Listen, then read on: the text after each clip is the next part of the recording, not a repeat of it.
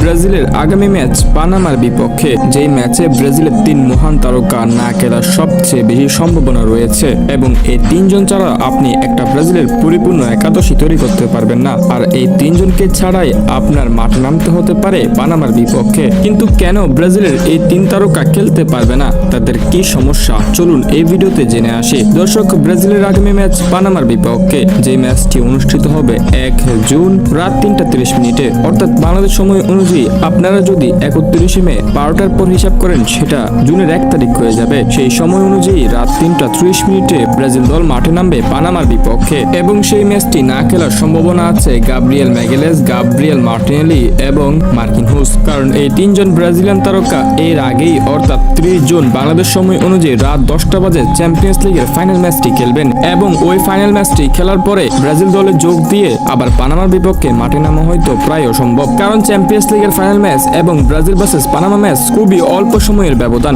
তাই ব্রাজিলিয়ান তারকারা এত বড় জার্নি করে হয়তো আর ব্রাজিলের ম্যাচটি খেলতে পারবে না। তাই ব্রাজিলিয়ান কোচ কার্লো আনচেলত্তি ব্রাজিলের আগামী ম্যাচে শুরুর একাদশে রাখতে পারেন লিও পেরেইরা এবং ব্রেমারকে। অর্থাৎ ব্রাজিলের মূল যে দুজন ডিফেন্ডার আছে, দুইজনই থাকবেন চ্যাম্পিয়ন্স লিগের ফাইনালে। ফলে এই দুইজনকে পানামার বিপক্ষে হয়তো পাওয়া যাবে না। তাই ব্রেমার এবং লিও পেরেইরা হয়তো খেলতে পারেন ব্রাজিলের ডিফেন্স লাইনে। এরপর গাব্রিয়েল মার্টিনেলিও এই ম্যাচটি না খেলার সম্ভাবনা রয়েছে, কারণ তিনি আর্সেনালের হয়ে চ্যাম্পিয়ন্স লিগের ফাইনাল ম্যাচটি খেলতে যাবেন। দর্শক, আশা করি বুঝে গেছেন ব্রাজিলের আগামী ম্যাচ পানামার বিপক্ষে কোন 3 তারকা না খেলার সম্ভাবনা রয়েছে এবং তার প্রধান কারণ কি, এবং নেইমার জুনিয়র এই ম্যাচটি খেলবে কিনা সেটা ডিপেন্ড করবে কার্লো আনচেলত্তির উপর। তবে আমি নিশ্চিত যে নেইমার জুনিয়রকে এই ম্যাচে মাঠে নামাবেন কার্লো।